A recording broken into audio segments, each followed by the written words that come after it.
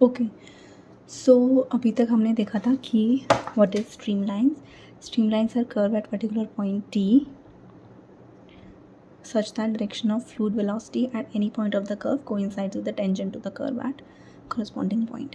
q vector क्या है हमारा, कोई फ्लूइड वेलोसिटी है which is u i cap v j cap plus डब्ल्यू के कैप.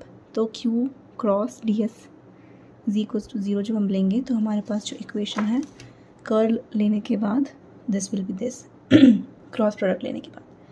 सो इसको जो हम यानी कि इसका मतलब क्या है, this is zero and this is zero. ठीक है, बाय कंपेयरिंग बोथ साइड्स, क्योंकि it is 0 I cap plus 0 J cap plus 0 के कैप. इसको सब जब सॉल्व करेंगे तो ये डी जेड अपॉन डब्ल्यू is equal to d y upon d y, इसको सॉल्व करके ये आएगा एंड इसको ये आएगा.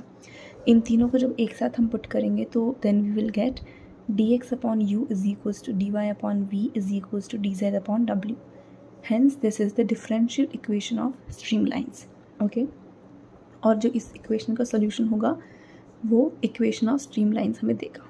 ओके, तो अगर हमें किसी भी प्लेन, कोई भी लैम्डा म्यू और जीटा कुछ भी बोलो इसको, इस प्लेन में अगर हमें लेना है इक्वेशन ऑफ स्ट्रीमलाइंस तो that will be h1 delta d z upon q lambda is equals to h2 d mu upon q mu is equals to h3 d v upon q v बोल देते हैं. ठीक है, तो अगर हमारा plane जो है आर थीटा फाई है तो क्या हो जाएगा, d r upon q r is equals to, यहाँ पे h2 देखो, आर थीटा फाई प्लेन के लिए हमारा h1 1 होता है, h2 is r and h3 is r sine theta, 1 r sine theta.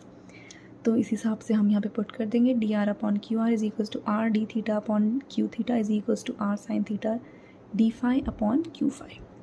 Are theta z इस प्लेन में h1 1 होता है, h2 is r and h3 is 1, that is 1 r1. So d r upon q r is equals to r times d theta upon q theta is equals to d z upon Q Z.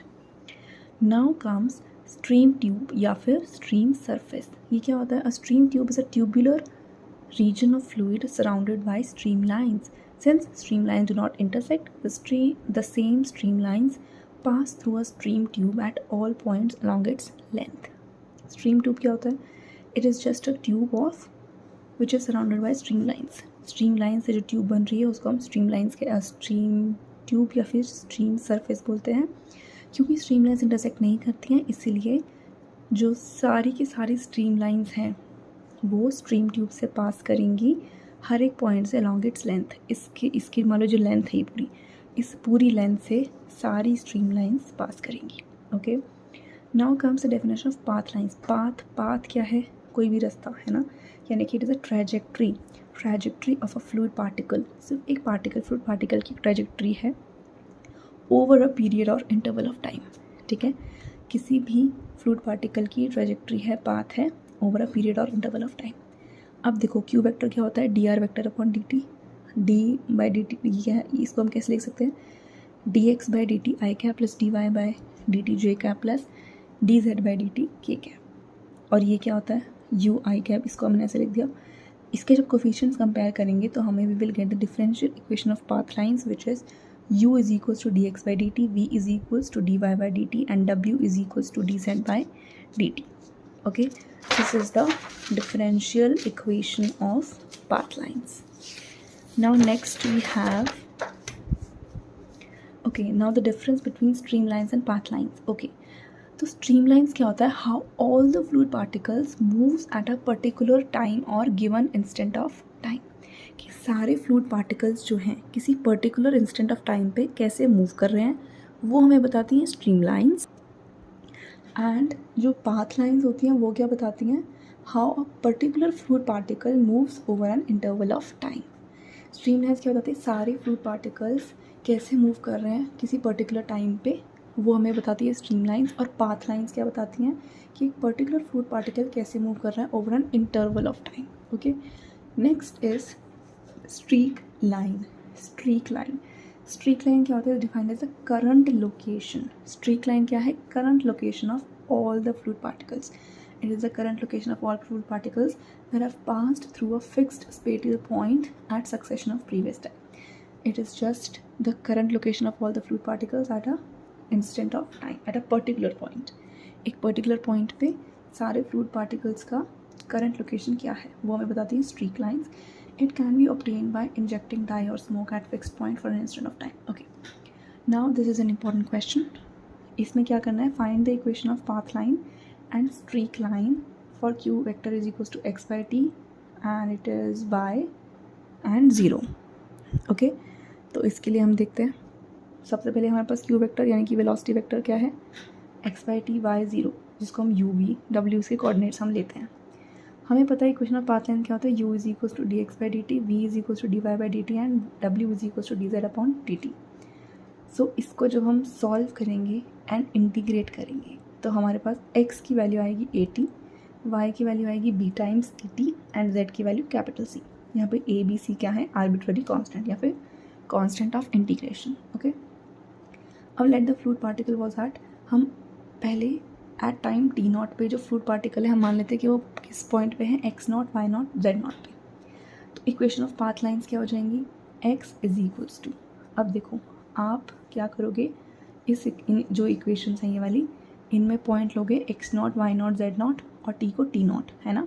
तो यहाँ से A B और सी की values निकालोगे, इसमें put करोगे वापस से, तो हमारे पास एक्स की वैल्यू आएगी x not upon t not into t, y की वैल्यू वाई नॉट ई की power t minus t not और जेड की is equals to z not. Okay, अब let the fluid particle x not y not z not passes through a fix petal point.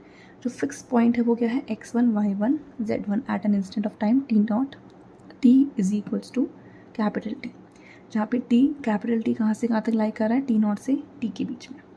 अब देखो हमने यहाँ पे x1, यहाँ पे इसको जो पॉइंट था अब हमने x को x1 मान लिया है. ओके, तो x1 is equals to same वो हम लिख देंगे, y को y1 और z को z1 लिख देंगे. देन यहाँ से हम निकालेंगे x नॉट वाई नॉट और z नॉट की वैल्यूज़. इसकी values x not y nought और z नॉट की वैल्यूज़, तो वो क्या क्या आ जाएंगी, ये आ जाएंगी, where capital T is a parameter.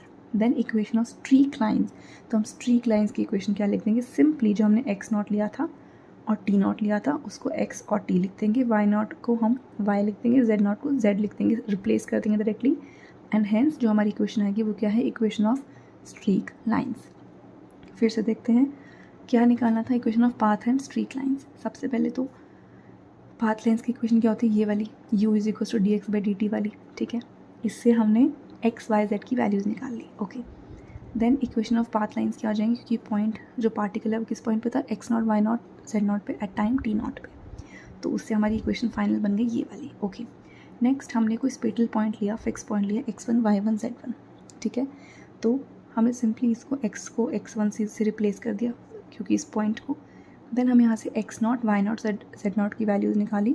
Streak lines के लिए x not y not z not को x y z से रिप्लेस कर दिया and hence we got the equation of streak lines and path lines. Okay, next अब हमारे पास है velocity potential and vorticity vector. Okay, ये क्या कह रहा है, हमने कोई वेलोसिटी वेक्टर लिया, क्यू वेक्टर इज दिस. अब देखो हमने अभी पहले पीछे पढ़ाई की इरोटेशनल मोशन के लिए curl q is equals to zero होता है. ठीक है, उसी को हम बोलते हैं वेलोसिटी पोटेंशियल और वही होता है पोटेंशियल काइंड. ठीक है, क्या बोला, वेलोसिटी पोटेंशियल क्या होता है, when curl q is equals to zero, या फिर इरोटेशनल मोशन हो या फिर पोटेंशियल काइंड. ठीक है, and if curl q is not equals to zero, या उसे बोलते हैं हम वॉर्टिसिटी वेक्टर या फिर रोटेशनल मोशन. करेक्ट. अब वेलोसिटी पोटेंशियल पढ़ लेते हैं, क्या कह रहा है, if curl q is equals to zero then the motion is called irrotational motion. Curl q is equals to zero, अब कर्ल क्यू को हम जीटा भी बोलेंगे. यहाँ पे कर्ल कैसे निकालते हैं, i j k del by del x del by del y del by del z u v डब्ल्यू. ठीक है, तो कर्ल हम इसका निकालेंगे तो हमारे पास ये इक्वेशन बनेगी, is equals to zero put करेंगे तो हमारे पास इनको पर्टिकुलर हर एक ज़ीरो हो जाएंगे, तो उससे हमारे पास ये इक्वेशन आ रही है, दिस वन. ओके, ये हम खुद से डिराइव भी कर सकते हैं. अभी आगे क्या कह रहे हैं, if curl q is equals to zero then q vector is called consecutive और लैमिलर वेक्टर.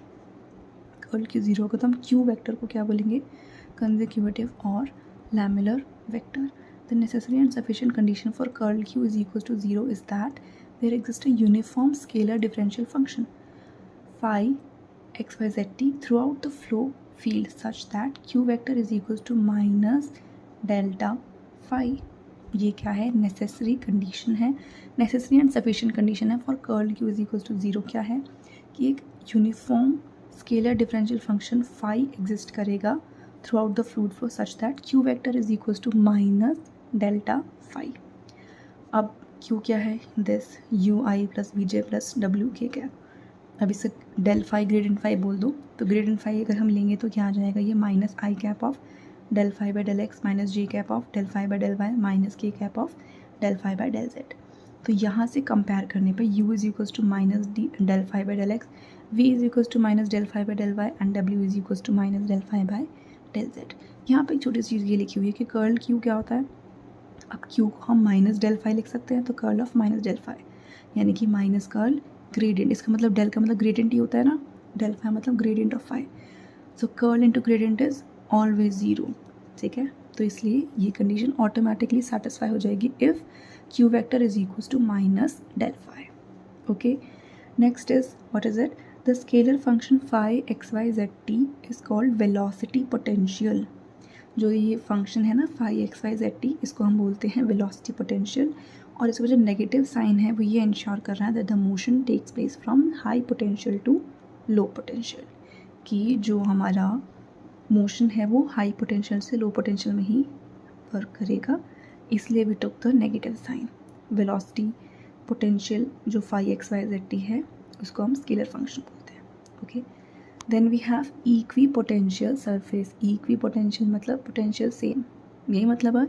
क्या बोल रहा है, the surface over which velocity potential remains constant. Velocity potential remains constant is called equipotential surface. Velocity potential कौन, phi x y z t, यानी कि phi x y z t is equals to constant. Okay, so we have done till page number 13. Next we will do in the next video.